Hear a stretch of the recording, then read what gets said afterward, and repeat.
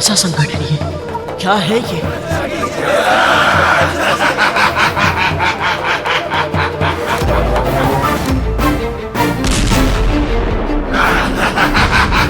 कौन हो सकता है इस विनाश का झलक?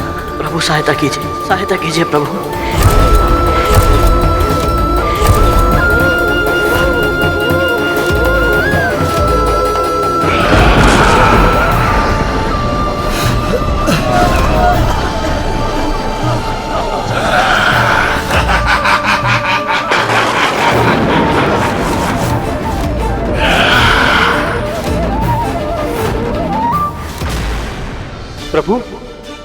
प्रभु ये क्या हो रहा है? मंथन से तो श्री निकलने वाली थी, अमृत आने वाला था। ये कैसा भीषण संकट निकला है समुद्र से? इसकी कल्पना तो मैंने भी नहीं की थी शेष। क्या कारण हो सकता है इसका?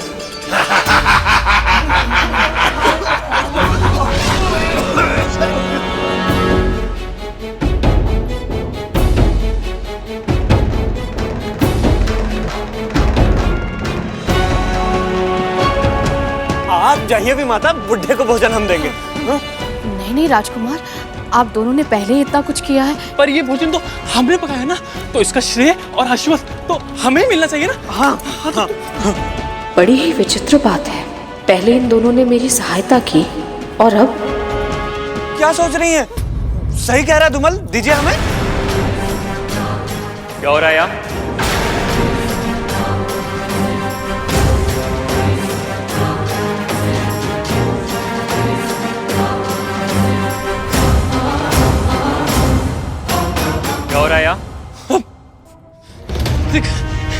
कुछ भी तो नहीं, कुछ निकाले हुए तो वो तो हम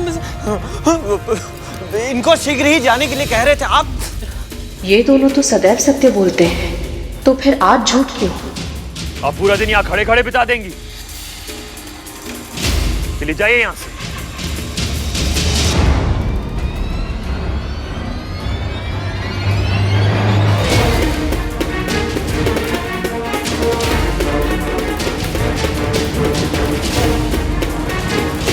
अब बताओ सत्य क्या है? मैंने बहुत बार तुम दोनों को उस बुड्ढे की कुटिया के आसपास मंडराते देखा है। बोलो।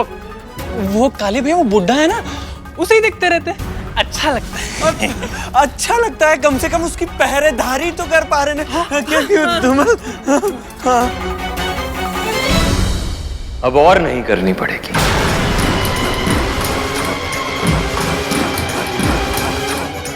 मैंने उस बुढ़े की अंतिम यात्रा का प्रबंध कर दिया है।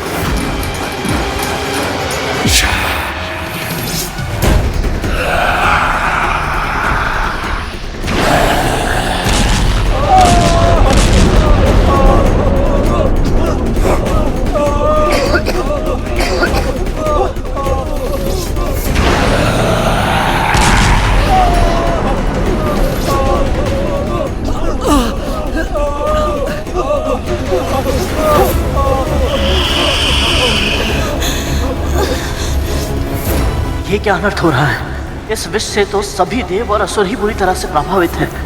तब साधारण मनुष्य को क्या होगा?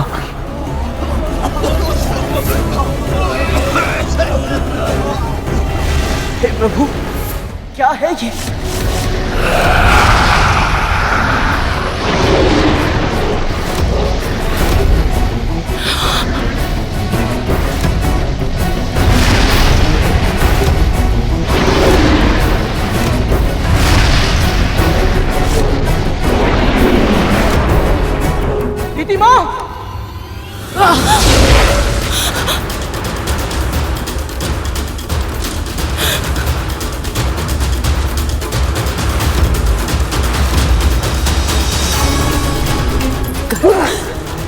गरुड़, तूने मेरे लिए अपने प्राण।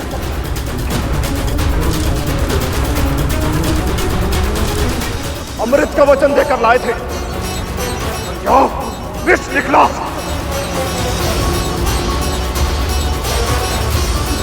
तुम देवता सदैव से पाखंडी थे और पाखंडी ही रहोगे। हमने कोई पाखंड नहीं किया है असुरराज। हम सब भी तो यहाँ आपकी तरह फंसे हुए हैं। भागो, भागो, जितना भाग सकते हो उतना भागो, परंतु मुझसे बचकर नहीं भाग पाओगे।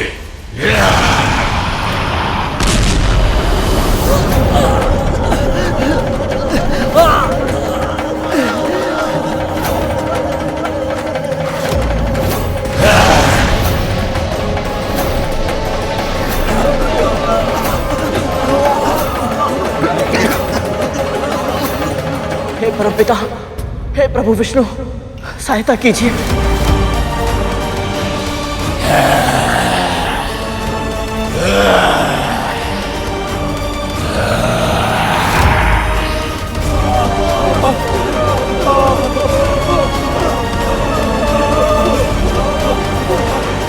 प्रभु, आप तो माँ लक्ष्मी के आगमन की आशा में थे ना, तो फिर ये कालकूट कैसे निकल आया? यदि इसके प्रभाव से देवता और दानव दोनों भी जीवित नहीं बचे, तो मंथन कैसे हो पाएगा? मैंने पहले ही कहा था शेष, समुद्र मंथन विचारों के मंथन की तरह है। जब हम ध्यान की अवस्था में बैठते तो अच्छे सद्विचार आने से पहले हमारे नकारात्मक तामसिक विचार, हमारे विकार, हमारे मस्तिष्क को चारों ओर से घेर लेते हैं। इस समय भी कुछ ऐसा ही हो रहा है। क्षीर सागर के गर्भ में बहुत कुछ छुपा है। अब आगे क्या सामने आएगा, ये ना तो मैं पहले से बता सकता हूं और ना ही रोक सकता हूं।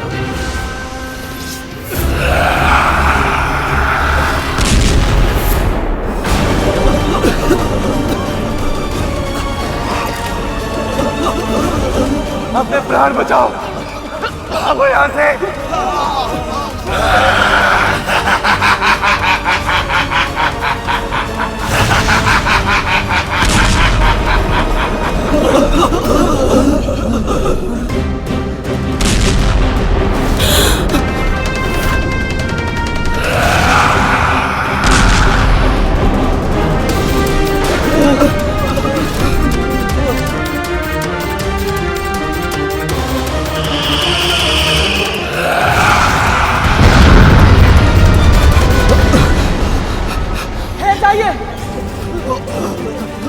आप सब यहाँ से जाने के बारे में सोच भी कैसे सकते हैं?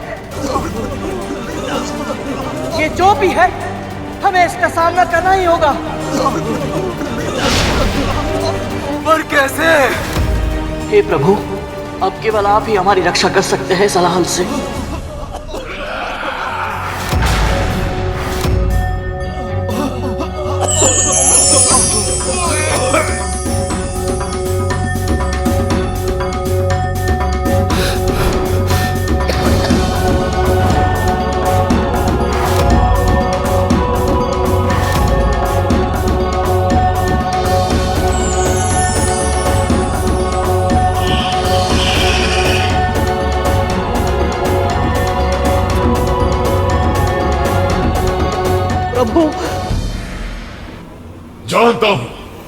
जानता हूं आप क्या कहने आए हैं। यही ना कि मैं वापस समुद्र तल में चला जाऊं, पर मैं ऐसा नहीं करूंगा। ये सभी देव और दानव आपका आदेश मानते होंगे, किंतु मैं नहीं मानता।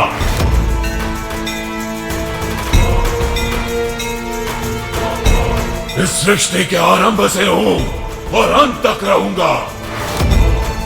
मैं अजर हूं, अमर हूं।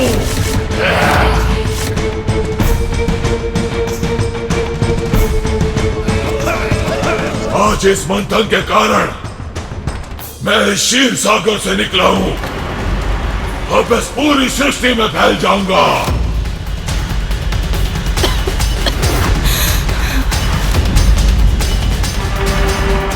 और जो भी मेरे मार्ग में आएगा उसका मैं नाश कर दूंगा। मूर्ख मत बन, मैं तुझे चेतावनी देने आया हूं। यदि तू इसी क्षण क्षीर सागर में वापस नहीं लौटा तो ये तेरे अंत का आरंभ होगा। मेरा अंत असंभव है विष्णु। यदि इस संसार को तुम मुझसे बचाना चाहते हो तो किसी को मुझे अपने भीतर रोकना होगा। है किसी में इतना सामर्थ्य?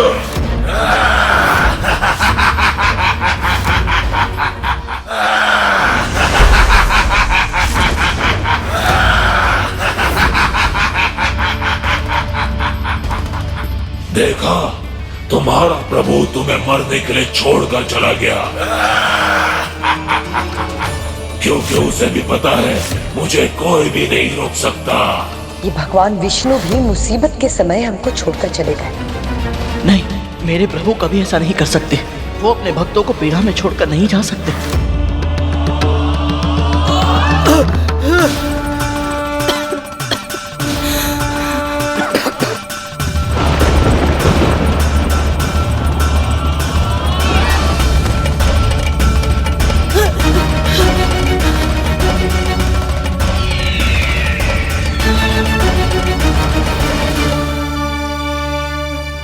अग्नि, वायु, करुण, तुम्हारे विष्णु तो इस विपत्ति में साथ देने के स्थान पर भाग गए। सत्य बताओ, यही तुम लोगों की योजना थी ना?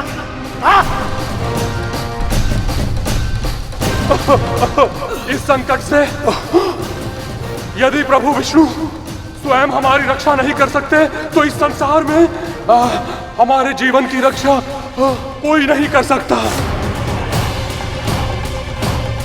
आप सभी जानते हैं प्रभु विष्णु कभी अपने भक्तों का साथ नहीं छोड़ेंगे। वो अवश्य ही इस समस्या का समाधान निकालने गए होंगे।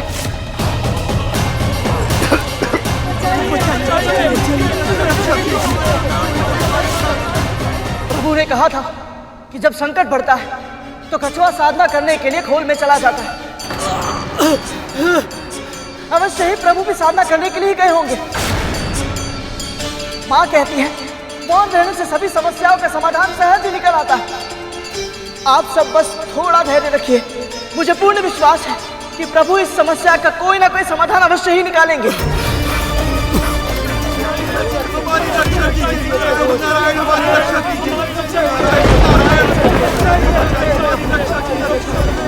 हे प्रभु, ये हलहल तो धरती तक पहुंच गया है। इससे मेरी माँ की रक्षा कैसे होगी? कौन बचाएगा मेरी माँ को?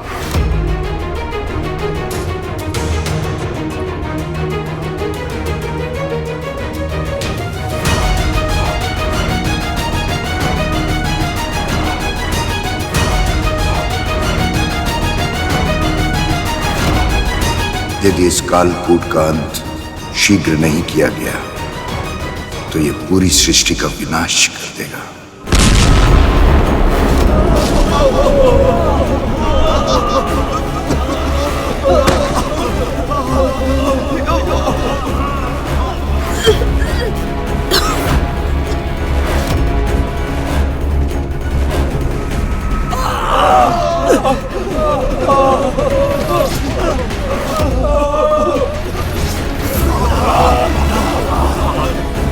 माँ वहाँ अकेली होंगी।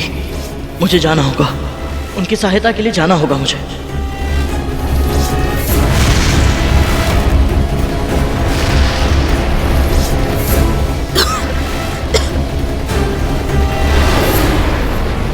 अदिति माँ!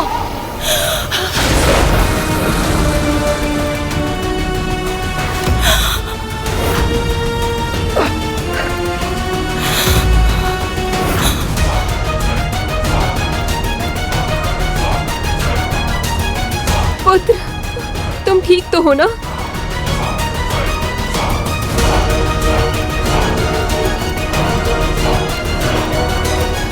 मैं स्वार्थी नहीं हो सकता।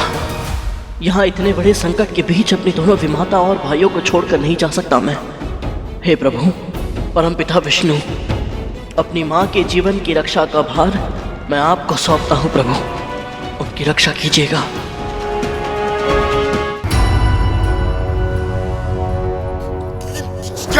पूछकर देर से आइएगा तुम, ताकि भोजन की प्रतीक्षा करते करते भूख से तड़प तड़प कर मैं अपने प्राण दे दूं। ये असत्य है बाबा, विलंब अवश्य हुआ है, उसके लिए मुझे क्षमा कर दीजिए। पर अब तो मैं आपके लिए भोजन ले आई हूँ ना, बस आप ही के लिए परोस रही हूँ। जल्दी लाओ।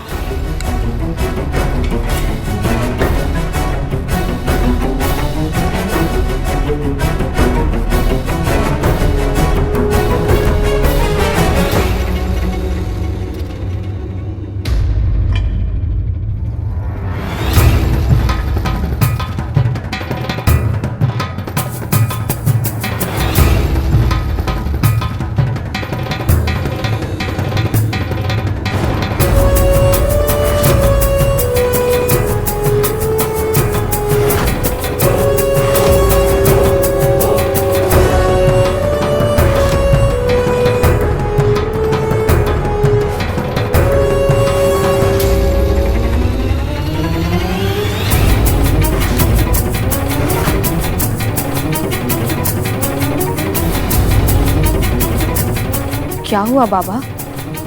इसमें कोई कमी रह गई है क्या? भोजन में विष मिला है।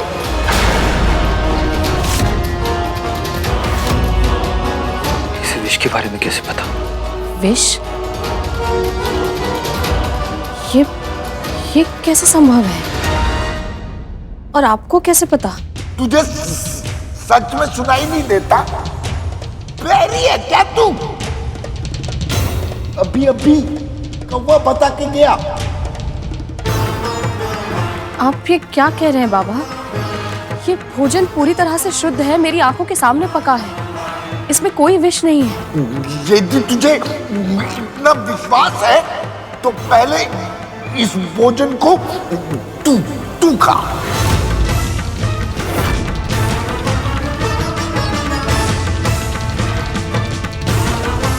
मैं? बाबा,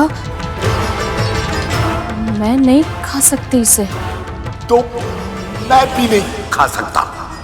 भूख से प्राण गंवाना स्वीकार है, किंतु विषैला भोजन खाकर नहीं मरूंगा मैं। ये आप क्या कह रहे हैं बाबा? मैं आपको क्यों मारना चाहूंगी? कारण तो अनगिनत हो सकते हैं, इसलिए या तो पहले तू इसे खा या मैं कुछ नहीं खाऊंगा।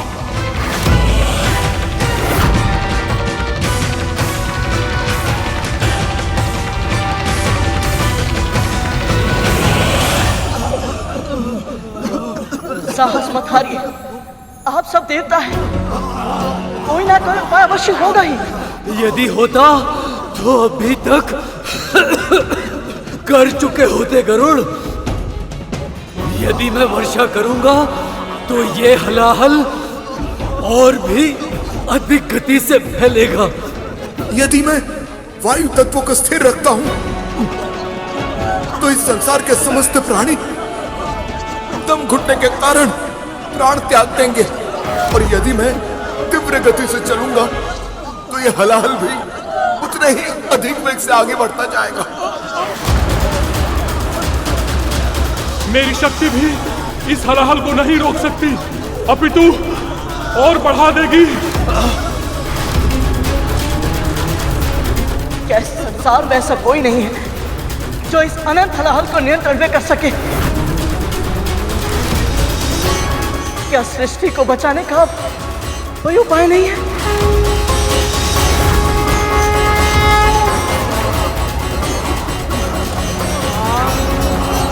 क्या सृष्टि को बचाने का कोई उपाय नहीं है? क्या इस संसार में ऐसा कोई नहीं है जो इस अनंत हलाहल को नियंत्रण में कर सके?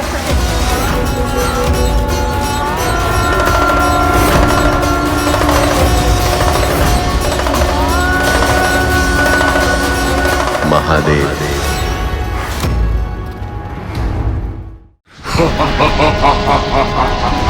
मेरा देश पूरे संसार का विनाश कर देगा, और जीवित और निर्जीव का मैं अंत कर दूंगा, और विष्णु भी मुझे रोक नहीं पाएगा।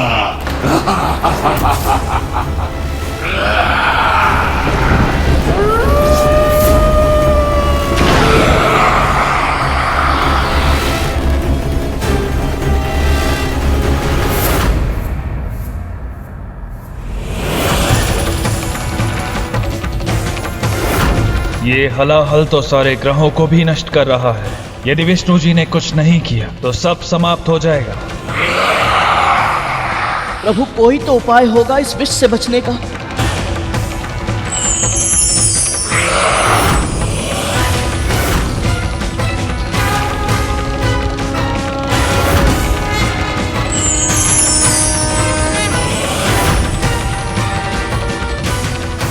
एक उपाय है जिनमें सब लय होते हैं। यदि इस विष को भी वह स्वयं में लय कर ले तो इसे नियंत्रित किया जा सकता है। महादेव,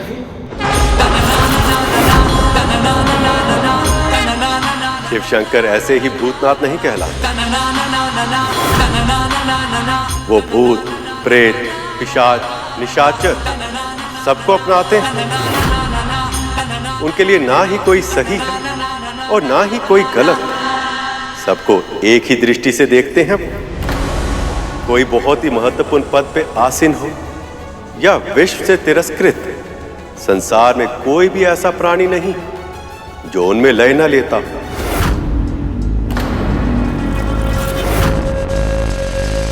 जब कोई उनसे वरदान मांगता है तो एक बार उसके परिणाम के बारे में सचेत अवश्य करते हैं, किंतु तब तक लौटने नहीं देते जब तक उसकी इच्छा पूरी ना हो।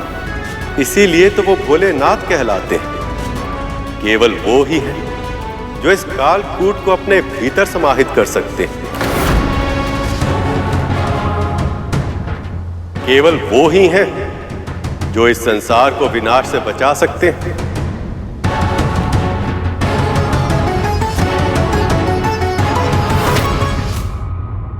बाबा, ये पौष्टिक आहार मैं आपके लिए लेकर आई हूँ।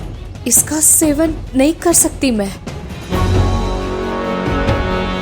यदि मेरा पुत्र यहाँ होता तो वो इसे अवश्य चखता और ये सिद्ध कर देता कि इसमें कोई विष नहीं है। किंतु तेरा पुत्र तो यहाँ है नहीं।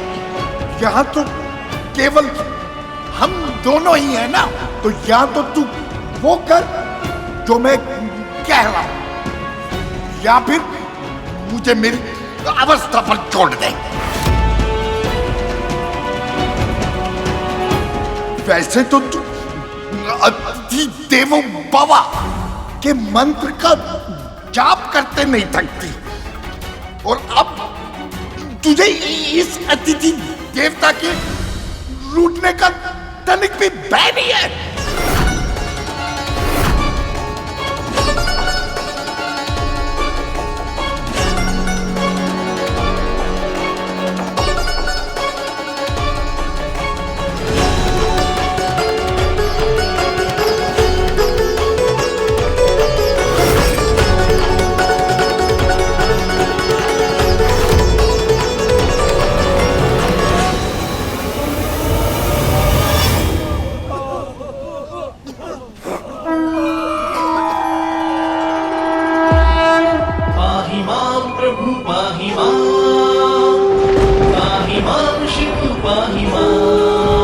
संकट में है ब्रह्मांड, विष से मचा हाहाकार। जीवन की मृत्यु से रक्षा करो, हम करें त्राहिमाम। पाहि मां प्रभु पाहि मां, पाहि मां शिव पाहि मां। मंथन से प्रकट हुआ हलाहल, जीव जंतु होने लगे ओझल।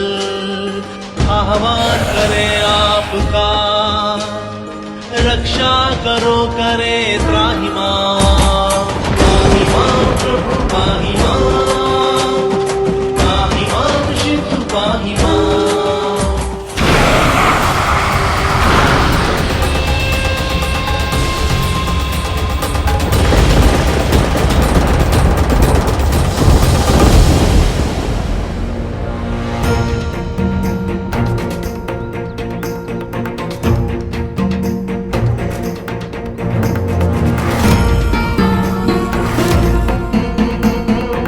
अगर विंता माँ ने ये जहरीला खाना खाया तो उनकी मृत्यु निश्चित है।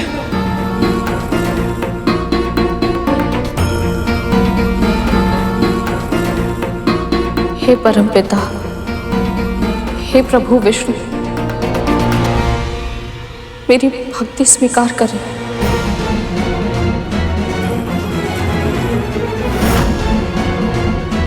यज्ञ शिष्टाशिना संतो मुच्यन्ते सर्व किल विषय, भुंजते ते त्वगम पापाये पचन्त्यात्म कारणम। मंत्र का जाप तो कर लिया, किंतु इसका अर्थ भी पता है। जो आध्यात्मिक और धार्मिक व्यक्ति भोजन नारायण को प्रसाद के रूप में अर्पित करने के बाद ही ग्रहण करते हैं, वो सभी प्रकार के पापों से मुक्त हो जाते हैं। पर वो सभी व्यक्ति जो भोजन को अपने स्वाद और आनंद का साधन बनाते हैं, वो भोजन नहीं, साक्षात पाप का भक्षण करते हैं।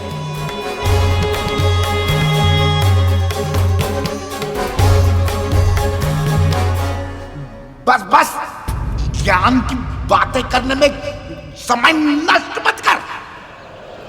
शीघ्र खा। भूख के कारण मेरे पेट में सर्प लौट रहे हैं। खा। मैं ये भोजन कैसे खा सकती हूँ? मैं तो शाकाहारी हूँ, किंतु मेरे पास और कोई पर्याय भी तो नहीं।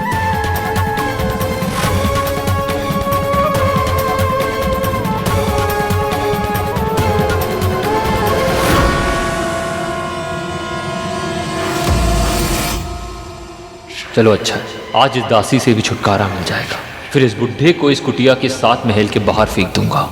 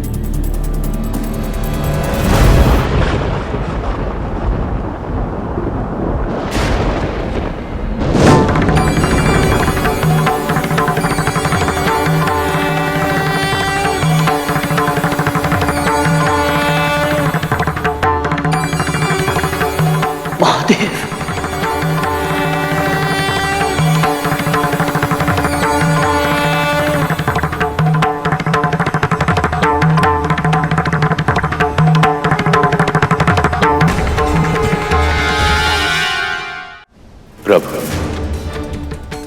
आप अपने भक्तों के कष्टों से अनभिज्ञ नहीं। समुद्र मंथन में इस कालकूट नामक दैत्य के हलाहल विष से न केवल क्षीर सागर में बल्कि समस्त सृष्टि में हाहाकार मच गया है। हे महादेव, यदि आपने शीघ्र ही कोई उपाय नहीं निकाला तो यह सारा संसार नष्ट हो जाएगा।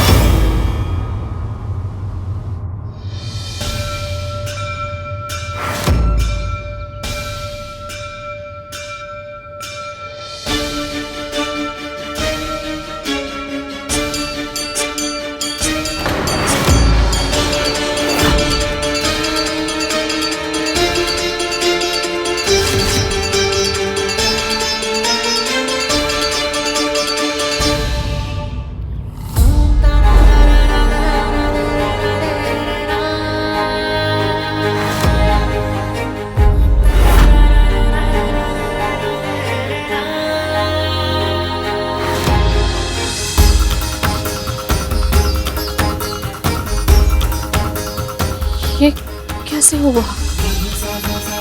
ये खीर कैसे बन गई?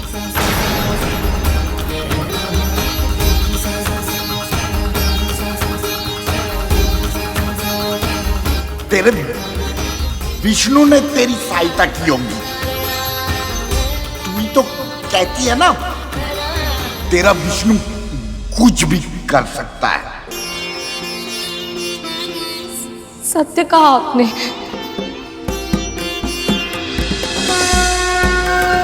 अवश्य ही मेरे प्रभु ने मुझ पर दया की है। आपका बहुत बहुत धन्यवाद नारायण। बहुत बहुत धन्यवाद। ये दोनों क्या कह रहे हैं?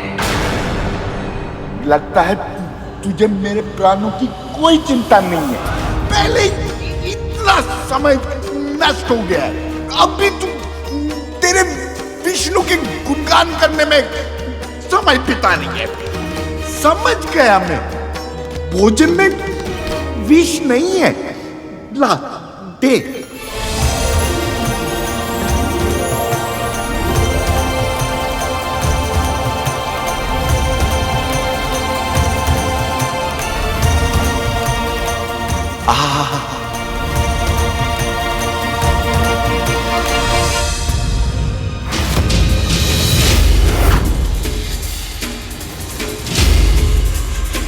ये कैसे संभव है?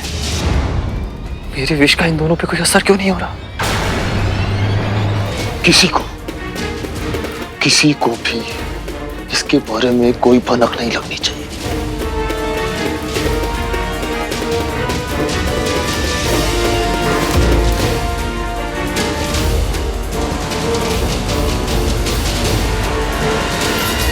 पहले से ही एक रहस्य पेट में छिपा कर रखा है, ये दूसरा रहस्य। मैं भी वही सोच रहा था, तक तू हमसे एक नहीं संभलता, अभी दूसरा रहस्य कैसे संभाल लेंगे? चल।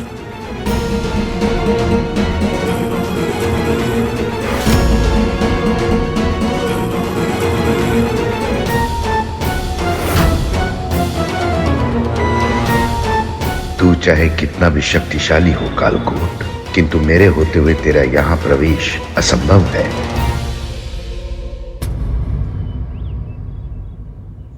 आज तपन बहुत है हवा में। तनिक हवा कर दे। जी जी बाबा।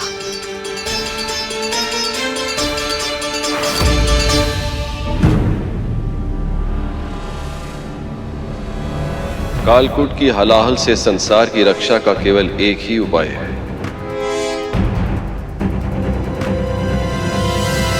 इस विष को मुझे स्वयं ही ग्रहण करना होगा।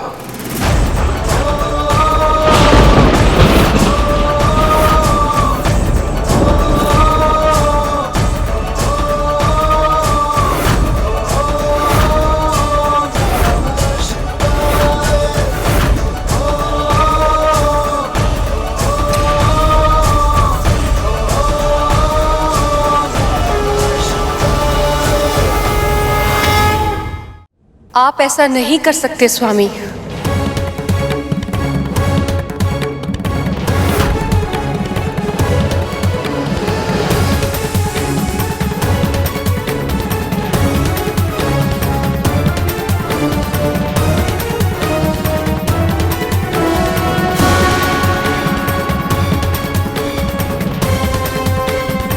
मुझे करना पड़ेगा देवी।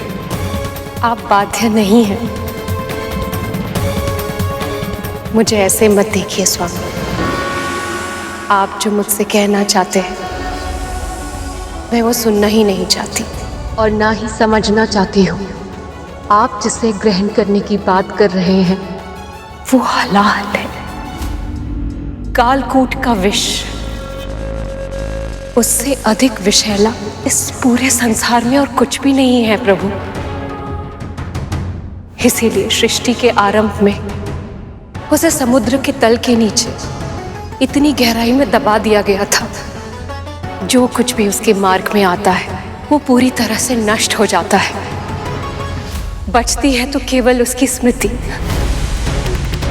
मैं मानती हूँ प्रभु कि संकट विकट है, परंतु नारायण को इस मंथन से पहले सोचना चाहिए था।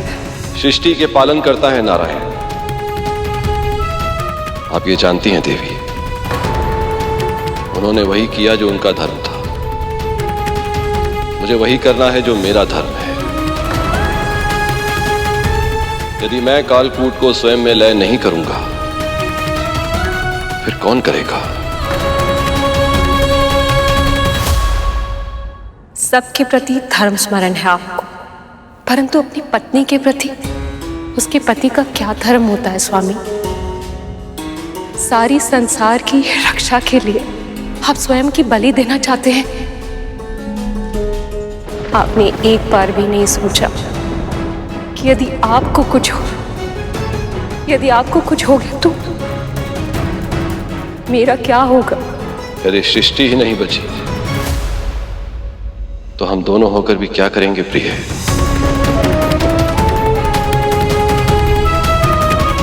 भगवान भक्त की भक्ति में बंधे होते हैं। यदि भक्ति नहीं रहे तो भगवान का अस्तित्व भी नहीं रहेगा। जो मन में आए करना चाहते हैं आप। आपने निश्चय कर ही लिया है तो मेरा कहना ना कहना क्या अंतर पड़ता है? अंतर पड़ता है देवी, बहुत अंतर पड़ता है। मैं शिव हूं क्योंकि आप मेरी शक्ति हैं और आपके साथ के बिना मेरा विष को ग्रहण करना असंभव होगा। स्वामी, यह क्या करने के लिए कह रहे हैं मुझसे? आप चाहते हैं कि स्वयं एक सुहागन अपने पति को विष का प्याला दे दे? ये नहीं होगा मुझसे प्रभु, ये नहीं होगा।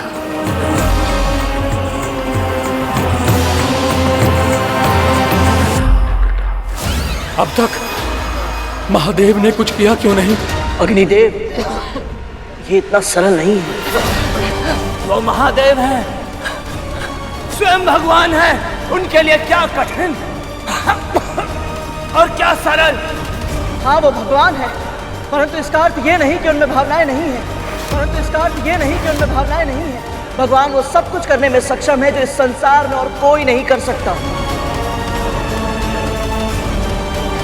परंतु इसका अर्थ ये नहीं कि ऐसा करने के लिए शारीरिक, मानसिक और भावनात्मक शक्ति नहीं लगती। जिस हलाहल को हम पल भर के लिए सहन तक नहीं कर पा रहे थे, उसे पूरा का पूरा धारण करने वाले हैं महादेव।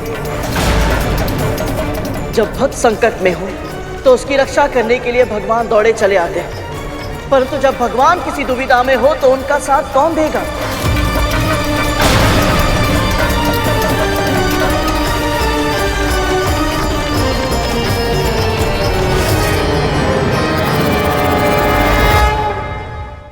क्या आप निराश करेंगे ऐसे भक्तों को? ये सब हमारी अपनी ही संतानें हैं। क्या आप इन्हें पीड़ा में तड़पते हुए देख पाएंगे?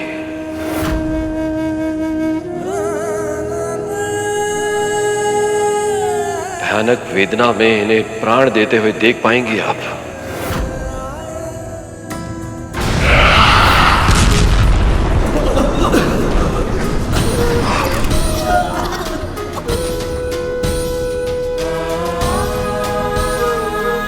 आप सही कह रहे हैं स्वामी।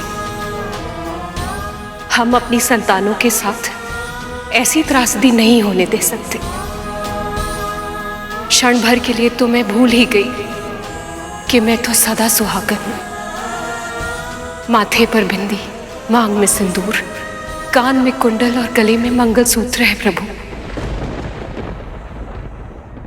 हाथ में सुहाग का चूड़ा, पांव में अलता, बिछिया, और जो सुहागन इन सारे अलंकारों से सुसज्जित होती है, उसका सुहाग हमेशा अमर होता है। मैं प्रेम को बंधन नहीं बनने दूंगी स्वामी। मैं शक्ति हूं, आपकी शक्ति, और शक्ति ही रहूंगी। जाइए, सृष्टि की रक्षा कीजिए स्वामी। हमारी संतानों का कल्याण कीजिए स्वामी।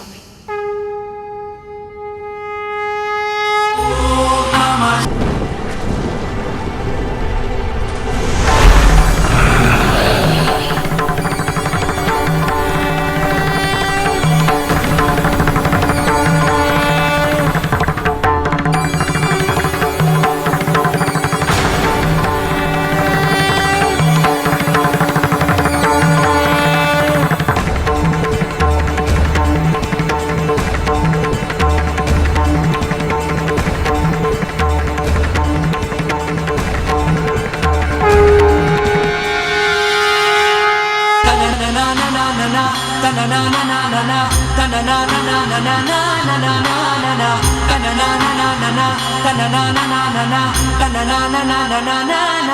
कि हमारे मन में कभी भी बुरे और अशुद्ध विचार निवास न कर,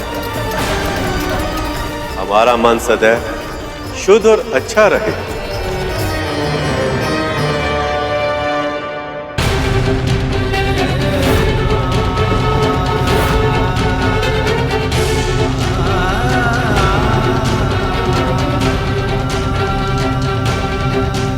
स्वामी के भीतर से ही पूरा ब्रह्मांड संचालित होता है। यदि विष उनके कंठ के नीचे गया तो भी विश्व का विनाश होगा। मुझे कुछ करना होगा।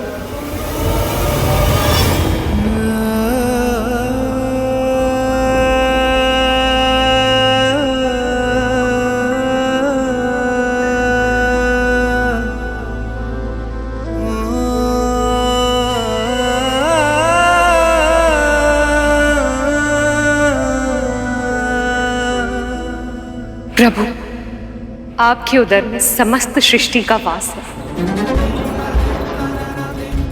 यदि ये हलाहल का विष आपके कंठ से उतरकर उधर तक चला गया तो आपके इस महाप्रयास के बाद भी इस सृष्टि का विनाश निश्चित है। इसीलिए आपको ये हलाहल का विष अपने कंठ में ही रोक कर रखना होगा।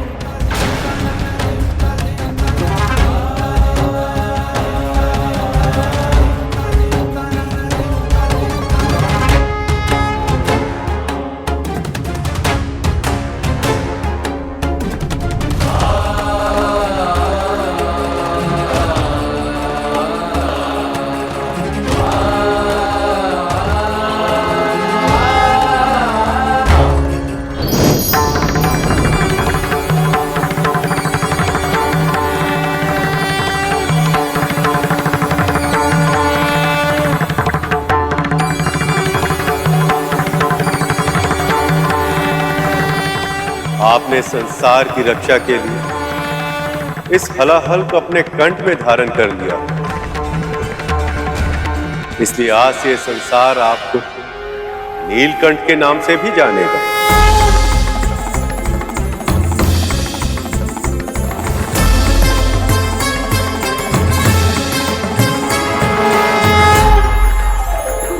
नीलकंठ महादेव भगवान शिव शंकर की जय। नीलकंठ महादेव भगवान शिव शंकर की जय। नीलकंठ महादेव भगवान शिव शंकर की जय। नीलकंठ महादेव भगवान शिव शंकर की जय।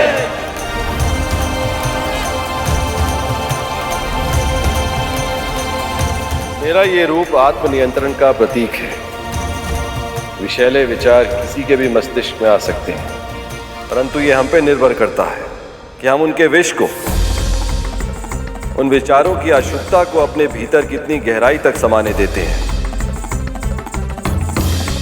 उसे अपने हृदय में, अपनी आत्मा में प्रवेश करने देते हैं या नहीं। अर्थात मेरे इस रूप की जो भी पूजा करेगा वह सदैव अपने नकारात्मक, तामसिक, अशुद्ध और विषैले विचारों को नियंत्रण में करके प्रसन्न, संतोषप्रद और शांतिपूर्ण जीवन जीने में सफल होगा। नीलकंठ महादेव भगवान शिव शंकर की जय। नीलकंठ महादेव भगवान शिव शंकर की जय। नीलकंठ महादेव भगवान शिव शंकर की जय।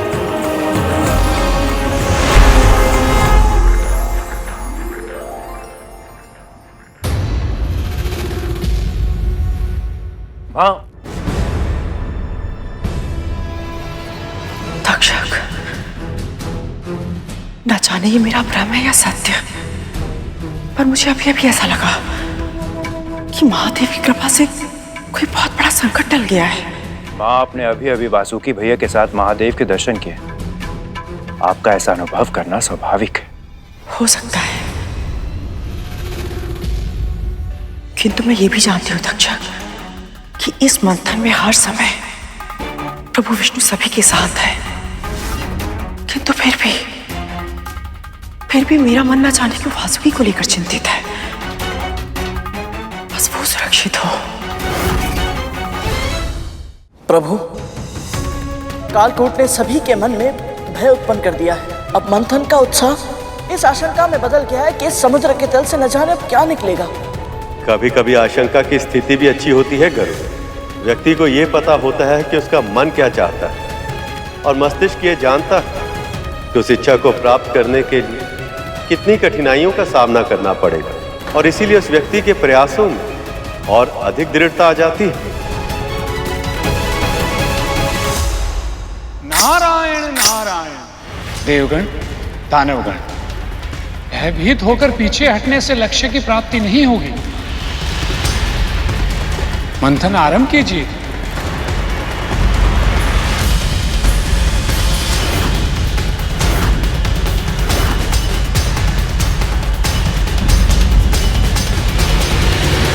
नारायण नारायण।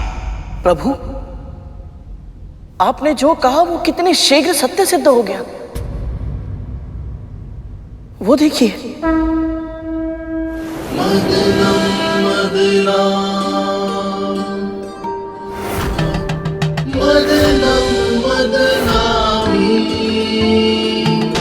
सृष्टि के कल्याण में, रत्नों के सम्मान में, श्री हरि मिलन की आस में,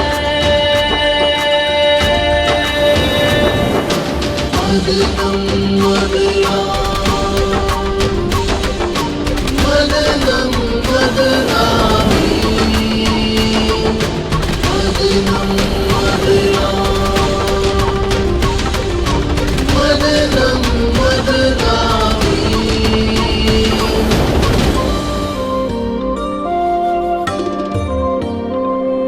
पहली बार देवों और दानवों का ध्यान कहीं और नहीं, मंथन पर केंद्रित है। हाँ प्रभु, अब ना तो देवता वासुकी के मुंह की ओर का सिरा थामने के कारण असुरों का उपहास कर रहे हैं, और ना ही असुर अपनी इस विवशता से क्रोपित हैं। दोनों ही पक्ष सब कुछ भुलाकर अपनी पूरी इच्छा शक्ति से क्षीर सागर को मथ रहे हैं। प्रभु, अब तो माता लक्ष्मी प्रकट होंगी ना? आशा तो मुझे भी यही है गरुड़, पर निश्चित रूप से मैं भी नहीं जानता। ये मंथन देव और दानव कर रहे हैं, इसलिए समुद्र के तल से क्या बाहर आएगा और कौन उसे ग्रहण करेगा, ये सब उन्हीं के प्रयत्नों पर निर्भर करेगा। और इसलिए कुछ भी पहले से बता पाना असंभव है। यदि हमारे जीवन में अनिश्चितता ना हो तो जीवन नीरस हो जाए। स्वयं विचार कर, यदि हमारे जीवन में सब कुछ हमारी आशा के अनुरूप हो या सब कुछ आशा के विरुद्ध हो, तो दोनों ही परिस्थितियों में जीवन कैसा होगा? एकर सता से परिपूर्ण उबा हुआ। पर गरुड़ इससे सहमत नहीं। दुविधा को दबाना नहीं चाहिए गरुड़, जो भी मन में है निश्चिंत होकर कहो।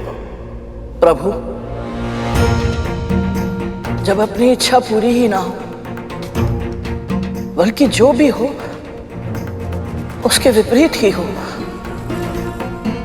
तो हतोत्साहित अनुभव करना स्वाभाविक है ना?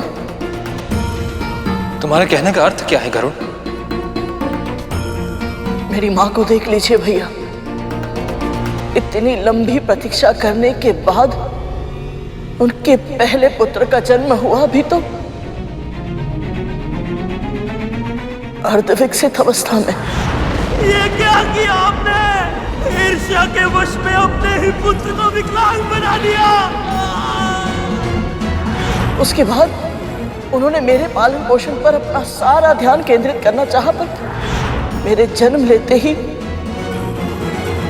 मां दासी बन गई। उनके आशा के दीप की अंतिम लौ था मैं, परंतु मैं भी दास।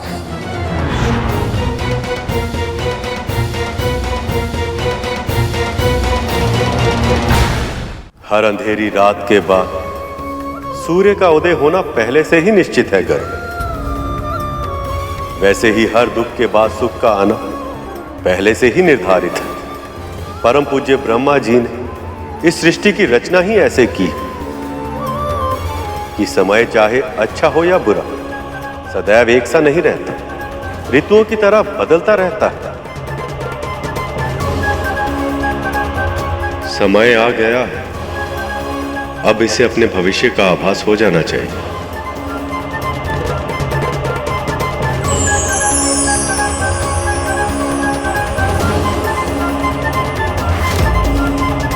यदि तू मेरा ये कार्य करने के लिए तैयार है तो मैं तुझे और तेरी मां को दासत्व से मुक्त कर दूंगी।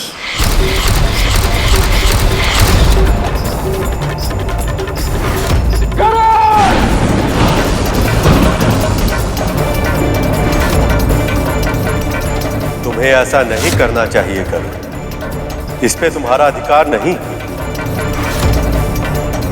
मेरा पुत्र और मैं, हम दोनों मुक्त हो गए, दासत्व से मुक्त हो गए हम दोनों।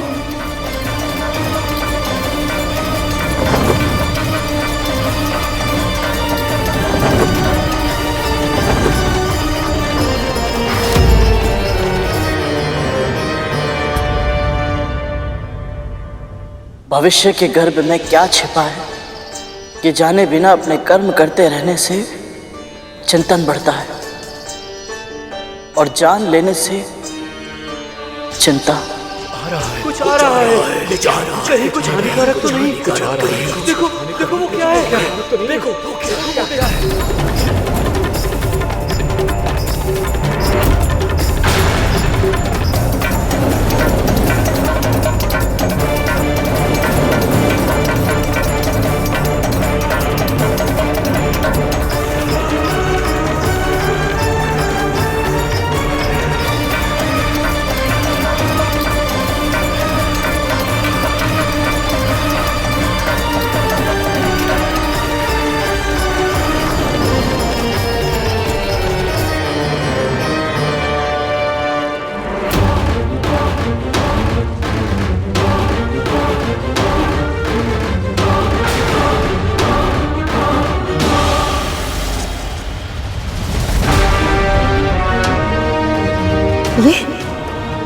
ये क्या हो रहा है?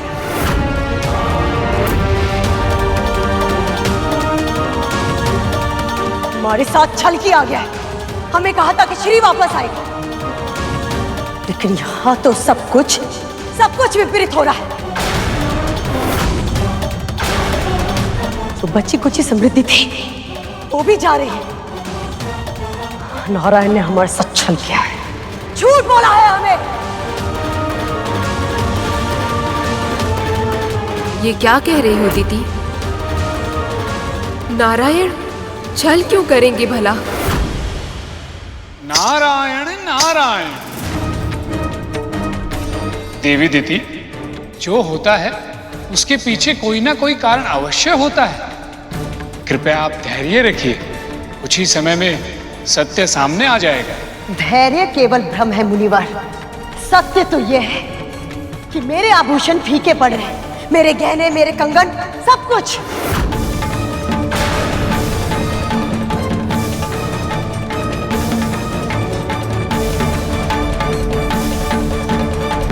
ये संकेत माता लक्ष्मी के आने के तो नहीं हो सकते प्रभु। तो फिर ये कौन आ रहा है प्रभु?